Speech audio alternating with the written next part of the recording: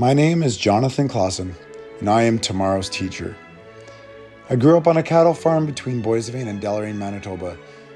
It was an amazing experience that provided me with lots of opportunities to care for a wide range of animals. We had chickens, we had cattle, pigs, dogs, cats, and even llamas. We ended up buying these llamas, thinking they could ward off coyotes, as we had been experiencing some problems with them coming at night and killing our newborn calves. However, unfortunately, these llamas just stuck to themselves mostly and never really gave a hoot for our cattle. They were just freeloaders and they never did their job. Well, we kept them anyway, and they sort of became like pets to us. I took care of them, gave them hay for food, and forked the bales of straw for both them and our cattle in the middle of that frigid minus 40-degree weather Manitoba has. But even in doing this, I can appreciate what I have learned and how it has shaped me.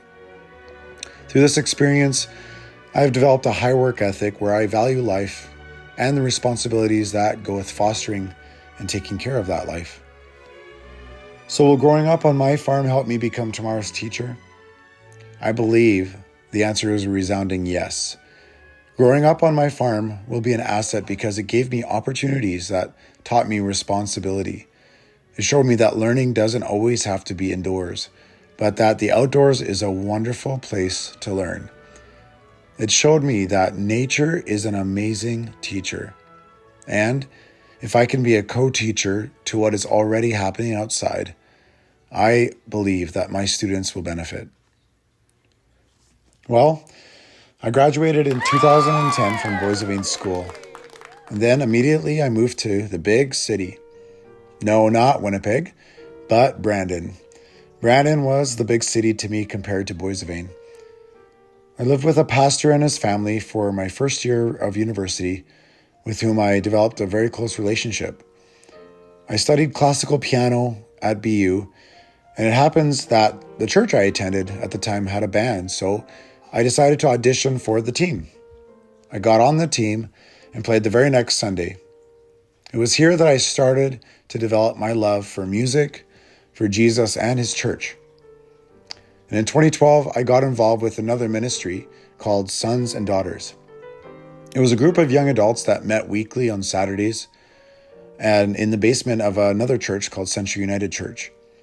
Amazing fellowship and great food drew me to keep coming every week, especially because a lot of the food was homemade.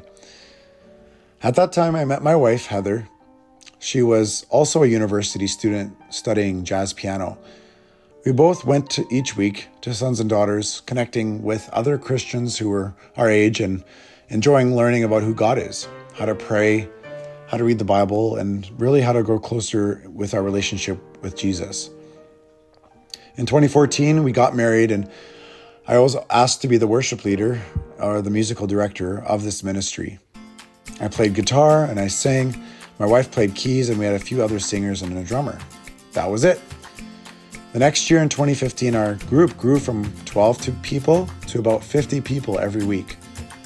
I was learning how to lead groups of people. I was learning how to teach individuals how to play instruments that had no experience.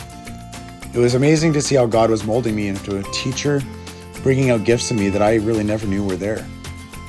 I learned how to give constructive feedback. I learned how to be a patient teacher. I learned how students are kind of like clay. You mold them from what is already there.